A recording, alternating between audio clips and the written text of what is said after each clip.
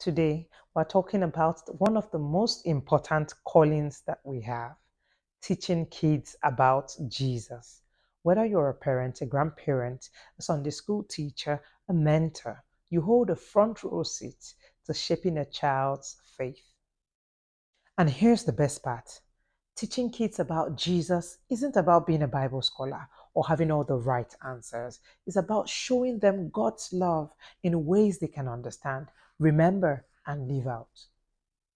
Over the next few minutes, I'll share practical tools, real stories, and strategies to help you lead kids closer to Christ in ways that are engaging, simple, and life changing. Here's something really powerful. Research shows that many people make their lifelong decisions about faith before the age of 14. That means that the seed you plant now could bear fruit for decades. Think about this. Who taught you about Jesus when you were little? A parent, a grandparent, or maybe a friend? Their example likely shaped your faith in ways you're still carrying today. That's how impactful this can be. Let me share a story from my own life. This past summer, my kids were at the summer school, and one day they invited us to a family fun day. One of the first games was Guess the Song. Now, here's the thing, I grew up with different music than most people here, and so I thought I'll just participate to be a good sport. And sure enough, we didn't know the first song. But then I noticed my son saying something to the organizers. He whispered, "Play gospel." I was stunned. He knew me so well that he figured if my mom has a chance, it's going to be with gospel music. And he was right. One of the songs was Every Praise by Hezekiah Walker. And guess what? We nailed it.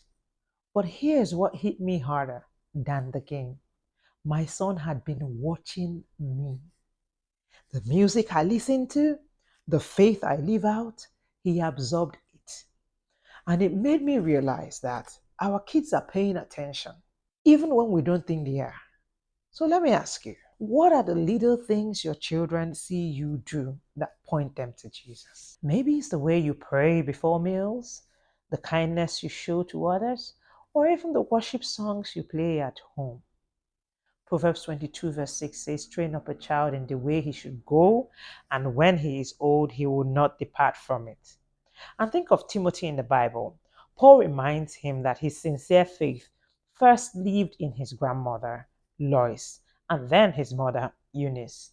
Their faith shaped him into the leader who changed the world. That's the power of example. Your life is the example. The first lesson we're learning is this: teaching kids about Jesus is kingdom work. It's not just babysitting. It's not just children's ministry. It's about raising the next generation of disciples. And here's the truth, it involves more responsibility on us as adults than on the children themselves. Because kids don't just learn what we teach, they imitate what we live. Since kids imitate what we live, this week, I challenge you to live one faith habit in front of your kids every day. You can pray out loud so they hear you, read one Bible verse at dinner table, or simply tell them Jesus loves you and explain what that means to them. Here's your challenge for this week: be intentional.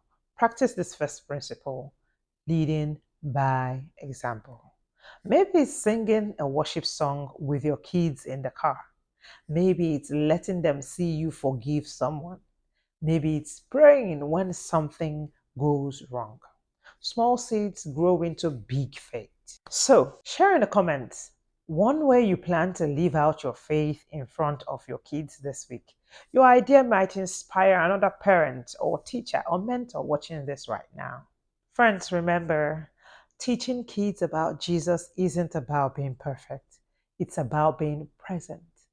Every hug, every prayer, every moment of faith you live out, it matters more than you think. Remember, I said that teaching kids about Jesus isn't about being perfect, it's about being present. Jesus said, "Let the little children come to me." He didn't make it complicated, and neither should you. So let's keep it simple, shall we? Let's keep it joyful. Let's keep it real. Thank you for joining me today. If this encouraged you, share it with someone who loves working with kids.